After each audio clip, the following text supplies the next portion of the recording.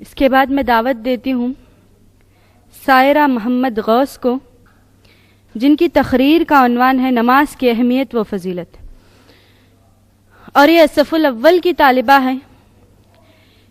یہ چھوٹی طالبہ آپ کو چھوٹے چھوٹے الفاظ میں ایک خوبصورت تحریر کو ایک خوبصورت تقریر کے انداز میں آپ کو سنائیں گے۔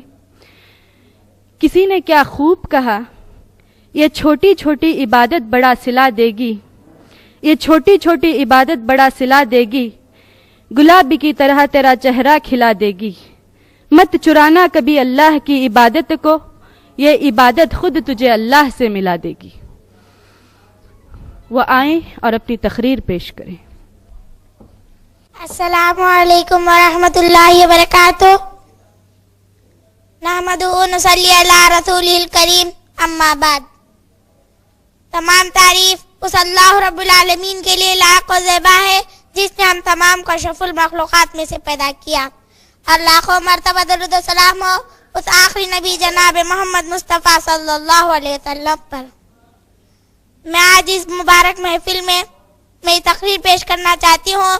میری تقریر کا عنوان ہے نماز کی اہمیت و فضیلت۔ سورہ روم آیت نمبر 31 میں اللہ تعالیٰ نماز کو قائم کرنے کا حکم دیا۔ فرمایا وَاتَّقُوهُ وَأَقِیمُوا الصَّلَاةَ وَلَا تَکُونُوا مِنَ الْمُشْرِکِینَ، اے لوگو تم اللہ سے ڈرتے رہو اور نماز کو اچھی طرح سے ادا کرو، مشرکین میں سے نہ ہو جاؤ۔ یعنی جس آیت میں اللہ تعالیٰ کہہ رہا ہے تم جس طرح مشرک اللہ سے نہیں ڈرتے اور نماز کو قائم نہیں کرتے، تم بھی نماز کو چھوڑ کر مشرکین میں سے نہ ہو جاؤ۔ معلوم ہوا کہ نماز کا چھوڑنا مشرکین میں شمار ہونا ہے۔ اللہ تعالیٰ خود نبی کریم صلی اللہ علیہ وسلم کو نماز کو قائم کرنے کا حکم دیتا ہے۔ سورہ طٰہٰ میں اللہ تعالیٰ فرماتا ہے اے نبی تم اپنے اہل و عیال کو نماز کا حکم دو اور خود بھی اس پر قائم رہو۔ جب یہ آیت نازل ہوئی تو نبی کریم صلی اللہ علیہ وسلم فوراً اٹھ کر حضرت علی کے دروازے پر تشریف لے گئے اور فرمایا اے لوگو تم نماز کو ادا کرو، اللہ تعالیٰ تم پر رحم فرمائے۔ ہم کو چاہیے کہ ہم اپنے گھر والوں کو نماز کی تاکید کریں۔ اللہ تعالیٰ نے تمام احکام حضرت جبرائیل علیہ السلام کے ذریعے سے نبی کریم صلی اللہ علیہ وسلم تک پہنچایا، لیکن یہ نماز جسے اللہ تعالیٰ نے معراج کی رات آسمان پر بلا کر عطا کیا، اللہ تعالیٰ نے سب سے پہلے 50 وقت کی نماز عطا کی۔ موسیٰ علیہ السلام نے کہا تمہاری امت اس کو ادا نہیں کر سکتی، جو اس میں تخفیف کرا کر لاؤ۔ نبی کریم صلی اللہ علیہ وسلم گئے اور کم کرائے۔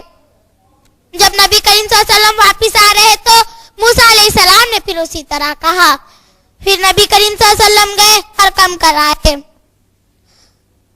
اسی طرح 5 وقت کی نماز تک کم کرایا، پھر بھی موسیٰ علیہ السلام نے اسی طرح کہا۔ نبی کریم صلی اللہ علیہ وسلم نے فرمایا اب مجھے اللہ کے پاس جانے سے شرم آ رہی ہے، لہذا 5 وقت کی نماز پڑھنے سے 50 وقت کی نماز پڑھنے کے برابر ہے۔ اللہ تعالیٰ اپنے بندوں پر کتنا بڑا احسان کیا ہے، پھر بھی اس سے غافل ہوتے جا رہے ہیں۔ ہر نماز کی پابندی کرنا ضروری ہے، لیکن ان 2 نمازوں کی مزید فضیلت بتائی گئی ہے تاکہ اس کو سستی سے نہ چھوڑے۔ فجر کا وقت ایسا ہوتا ہے جس سے انسان کو اپنے بستر سے الگ ہونے سے سستی ہوتی ہے، اور عصر کا وقت ایسا ہوتا ہے جس سے انسان اپنے کاروباری میں مصروف ہوتا ہے۔ ان تمام حدیث سے ہمیں یہ بات بالکل واضح ہو گئی کہ ہم نماز کی ادائیگی سے کس درجے پر پہنچ سکتے ہیں۔ نمازوں میں بھی غفلت برت رہے ہیں، مسجدیں تو بنا لی لیکن نماز پڑھنے والے بہت کم ہو گئے ہیں۔ بڑی افسوس کی بات ہے۔ ہم کو ہر نماز کی پابندی کرنا ضروری ہے، کیونکہ کل قیامت کے دن اللہ کے سامنے کھڑے ہونا ہے اور اپنے اعمال کا حساب و کتاب دینا ہے۔ نبی کریم صلی اللہ علیہ وسلم نے فرمایا جب نیکی اور بدی پیش کی جائے گی تو سب سے پہلے نماز کا ہی حساب لیا جائے گا۔ جس کی نماز صحیح ہوگی وہ نجات پائے گا اور جس کی نماز خراب ہوگی وہ ذلیل ہوگا۔ سورہ ماعون میں اللہ تعالیٰ فرماتا ہے فَوَيْلٌ لِّلْمُصَلِّينَ الَّذِينَ هُمْ عَنْ صَلَاتِهِمْ سَاهُونَ وَالَّذِينَ هُمْ يُرَاءُونَ وَيَمْنَعُونَ الْمَاعُونَ۔ بڑی خرابی ان نمازیوں کے لیے جو نماز میں غفلت برتتے ہیں اور ریاکاری کے لیے نماز پڑھتے ہیں اور ساز و سامان دینے سے منع کرتے ہیں. یعنی جب کسی دینی مجلس میں بیٹھتے ہیں یا صاحب علم کے ساتھ ملتے ہیں تو نماز پڑھ لیتے ہیں کیونکہ کہیں ہماری عزت کم نہ ہو جائے. اللہ تعالیٰ ایسے لوگوں کے لیے بربادی کا فیصلہ کیا ہے.